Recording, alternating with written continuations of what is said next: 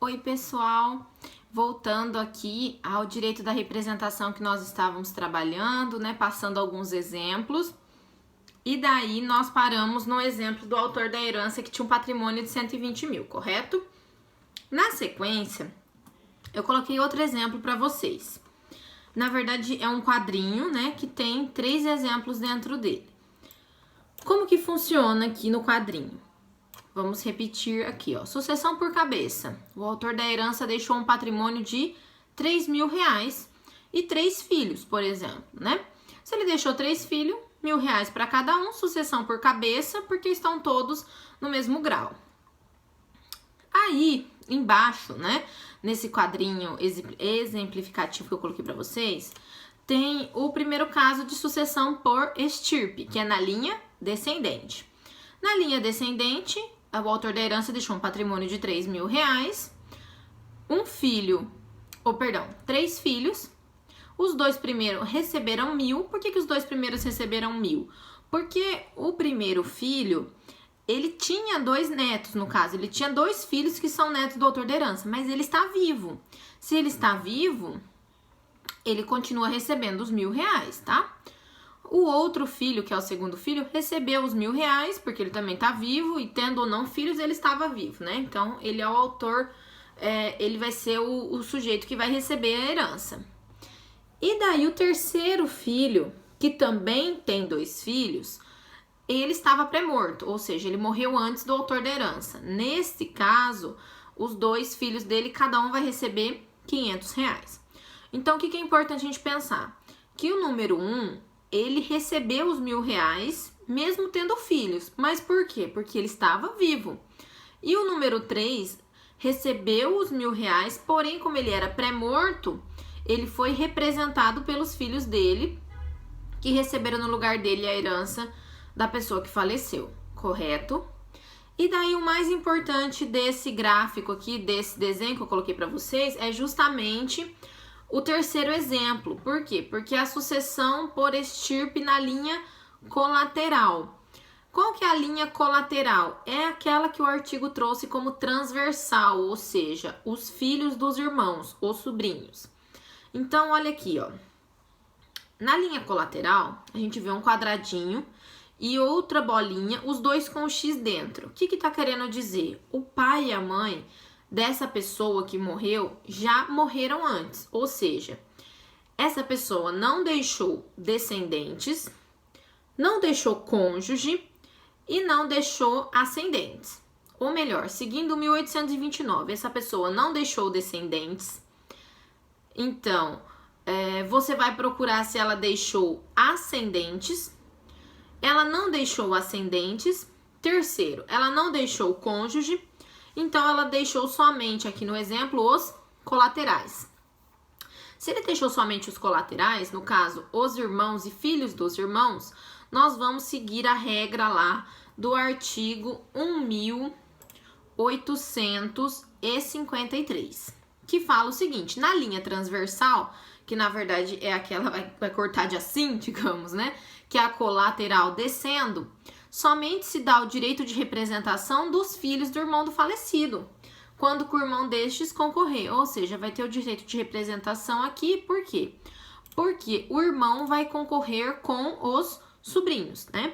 Então, um faleceu e ele deixou aqui no exemplo nosso 2 irmãos. Um deles vivo e um pré-morto. Lembrando que o vivo não tem filhos, mas mesmo que tivesse, não importaria porque ele está vivo e ele receberia herança. Mas o irmão pré-morto, no caso, o que está com um xizinho ali em cinza, ele morreu antes do autor da herança. E no caso, ele teria direito a receber quanto? R$ 1.500. Porém, como ele já tinha falecido antes do autor da herança, que é o irmão dele, a herança foi para os sobrinhos. No caso, cada um recebeu R$ 750 aqui, porque a herança era de R$ 1.500, né? E daí, fechamos aqui os exemplos que eu trouxe para vocês. E vamos encerrar com mais 2 artigos sobre o direito de representação, que é o artigo 1855, que fala o seguinte: o quinhão do representado partir-se-á por igual entre os representantes. Isso aqui a gente observou bem claramente em todos os exemplos que nós passamos até agora. Ó. O quinhão do representado. Quem que é o representado? O representado no exemplo anterior é o irmão que faleceu e vai ser representado por quem? Pelos dois filhos dele, que são os dois representantes, ou seja, os dois sobrinhos.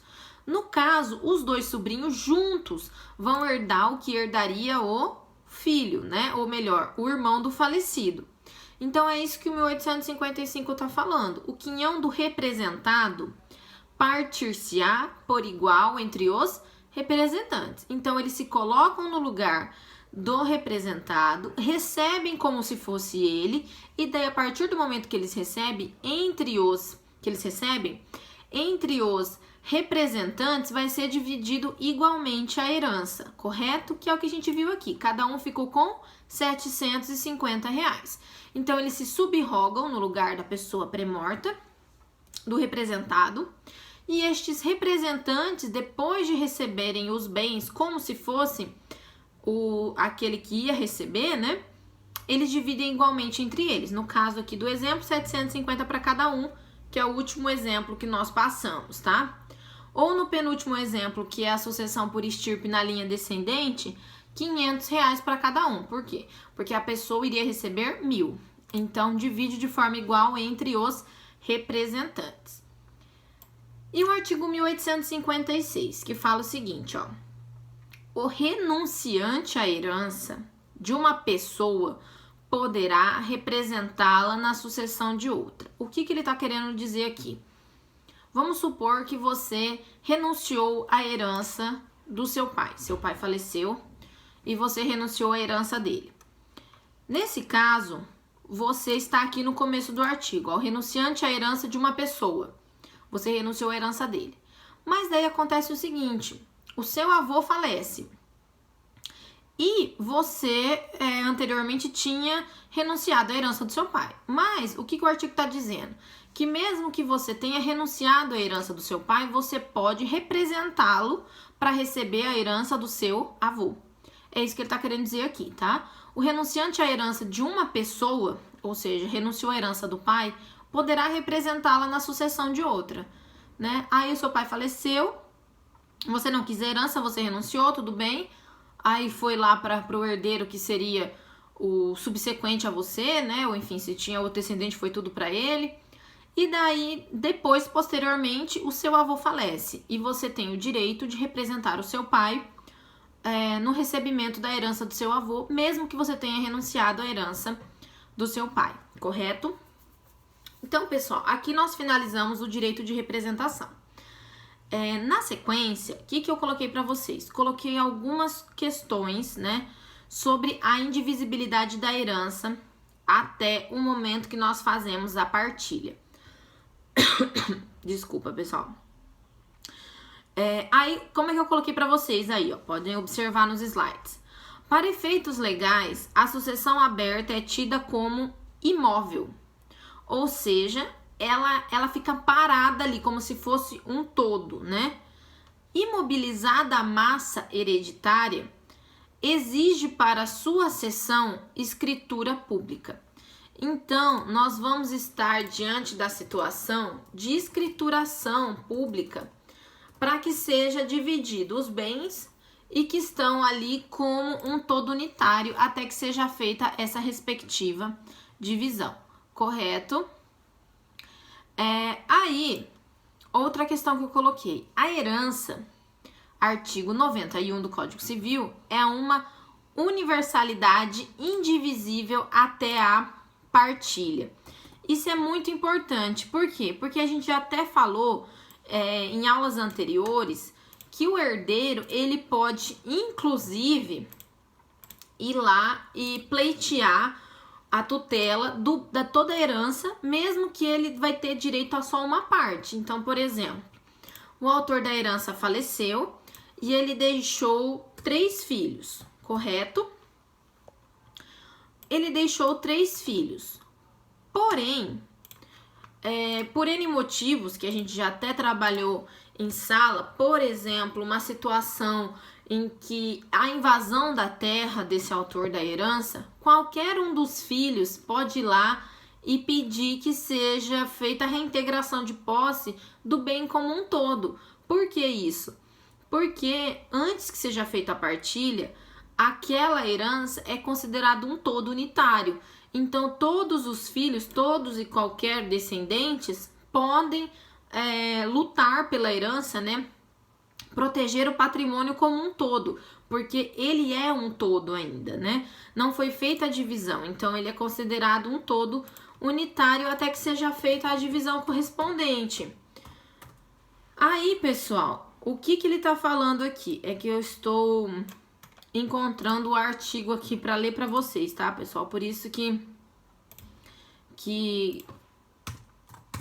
tá com barulhinho aqui do notebook.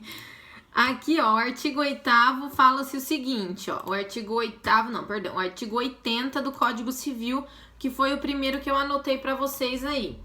Consideram-se imóveis para efeitos legais.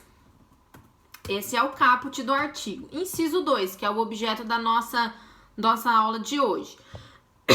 O direito à sucessão aberta, ou seja, o direito à sucessão de quem já faleceu, ou seja, já está em andamento, está aberta, né?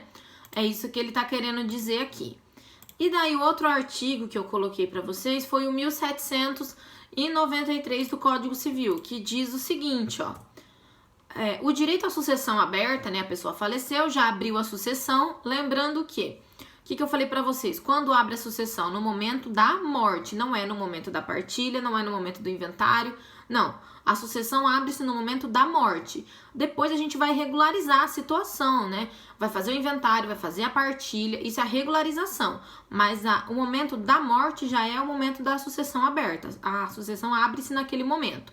Por isso que o artigo 80 do Código Civil fala isso, ó. Consideram-se imóveis para efeitos legais o direito à sucessão aberta, porque é considerado como se fosse um todo unitário ali, um imóvel, algo imóvel, algo que não tem, que ainda não foi dividido, né, no caso.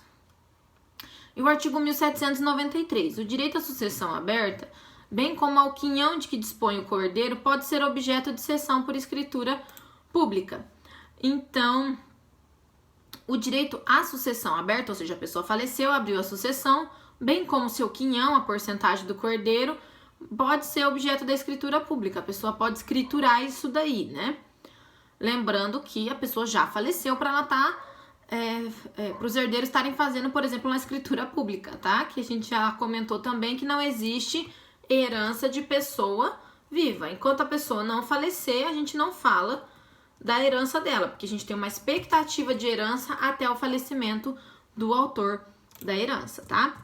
Então, o direito à sucessão aberta, ou seja, pressupõe que a pessoa morreu, como o quinhão de que dispõe o coerdeiro, pode ser objeto de cessão por escritura pública, pode ser cedido por meio de escritura pública antes da partilha, né? Constitui artigo 91 do Código Civil, que é o próximo artigo que eu mencionei para vocês ali, ó.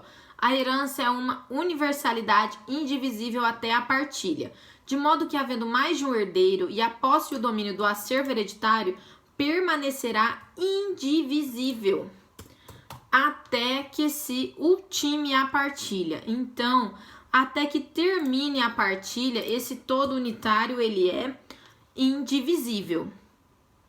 Então, como que está escrito ali no artigo 91 do Código Civil? Ele traz o seguinte conteúdo. Constitui universalidade de direito o complexo de relações jurídicas de uma pessoa dotada de valor econômico. Então, ele está falando o seguinte, a herança que a pessoa deixou, ela é uma universalidade. Ela tem valor econômico, né, porque a pessoa deixou patrimônio, e ela é uma universalidade. Então, até que a gente faça a partilha e cada um dos filhos receba a sua cota-parte correspondente, cada um dos descendentes, ascendentes, enfim, cada um dos herdeiros receba a sua cota-parte correspondente, até esse momento nós temos o quê? uma universalidade indivisível dos bens, tá? Então, essa indivisibilidade, essa universalidade, ela permanece até o momento da partilha. E daí, na sequência, o artigo 1791, parágrafo único, que fala o seguinte: o caput, né, fala: a herança defere-se como um todo unitário, ainda que vários sejam os herdeiros. Ou seja, mesmo que tenham vários herdeiros, a herança ela é um todo. Ela só vai ser dividida no momento da partilha, tá? Então, ela é um todo unitário. E parágrafo único: até a partilha, o direito dos cordeiros quanto à propriedade e a posse da herança será indivisível e regular-se-á pelas normas relativas ao condomínio. Então, o que ele está querendo dizer? Até que seja feita a partilha, todos os filhos, todos os descendentes, ascendentes, ou seja, quem são os herdeiros do falecido, todos eles vão ser como se fossem condôminos, ou seja, eles estão juntos, unidos por esse bem, né? Ou esse conjunto de bens. Por exemplo, a pessoa deixou uma chácara, deixou um carro, deixou uma casa, mesmo ela tendo deixado 3 patrimônios, 3 bens, né, para formar o patrimônio, ainda assim, quando ela morre, você junta tudo e aquilo vira um todo unitário, que só vai ser dividido no momento da partilha. Então, até que seja feita a partilha, os filhos, os descendentes, os ascendentes, quem quer que sejam os herdeiros, eles são considerados condôminos. Ou seja, é como se eles estivessem dividindo as despesas de um prédio, né? Quando você mora no prédio e divide ali o condomínio, né? Você paga o condomínio proporcional ao que você consome. E, inclusive, como a gente falou, esse herdeiro, ele pode pleitear em nome de todos, né? Ele pode ir lá e cuidar do bem em nome de todos. Ele pode entrar com uma ação de reintegração de posse em nome de todos. Ele pode também ir lá fazer a roçada, por exemplo, do terreno, para que não dê dengue, né? Para que aqueles herdeiros não levem multa, em nome de todos, né? Por quê? Porque ainda estamos dentro de uma universalidade dos bens, uma indivisibilidade dos bens, que só vai ser sanada, só vai ser resolvida quando houver a partilha desses bens, tá? Vai ser feito o inventário e vai ser feita a partilha. Até que isso aconteça, nós estamos diante de uma herança que é um todo unitário, indivisível e universal. Correto? Então, pessoal, acabamos por aqui mais uma aula. Espero que vocês estejam compreendendo. E qualquer coisa vocês vão dando um feedback lá pelo AVA. A gente vai conversando, qualquer dúvida. E sugestões também com relação a questões que vocês talvez estejam estudando para a OAB, achem interessante, podem fazer sugestões também de questões para que a gente trabalhe lá, tá bom? E nós vamos conversando. Um abraço a todos, espero revê-los em breve. Até mais!